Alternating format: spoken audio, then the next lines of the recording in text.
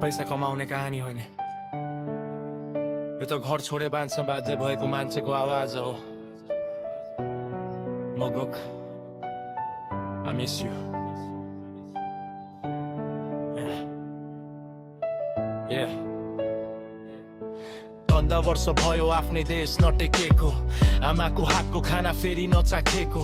ब्याङ्ककको सिटीमा मान्छे धेरै भेटिए तर आफ्नो पन खोज्दा सबै टाढा देखिए राति काम सकिन्छ शरीर थाकेर लड्छ तर मनभित्र म्यानमार सम्झना झन् बढ्छ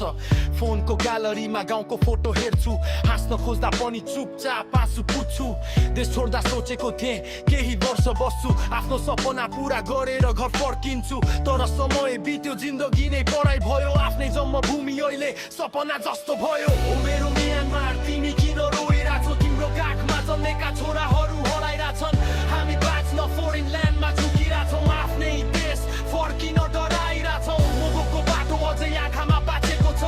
आमाको मुहार मुटु भित्र लुकेको छ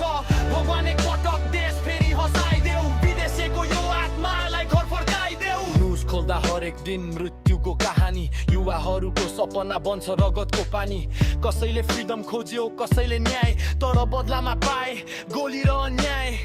कति आमा अझै ढोकामा बसिरहेकी छोराको पाइला सुन्न आँखा रसाइरहेकी कति बाबु चुपचाप आँसु लुकाएर बस्छन् मेरो छोरो फर्किन्छ भन्दै आशा गर्छन् म यहाँ किचनमा आगोसँग खेलिरहेको छु तर आफ्नै देशभित्र मान्छे आगोमा जल्दैछन् यो पेन कसरी शब्दमा बयान गरौँ बाँचिरहेको छु तर भित्र भित्रै मरिरहेको छु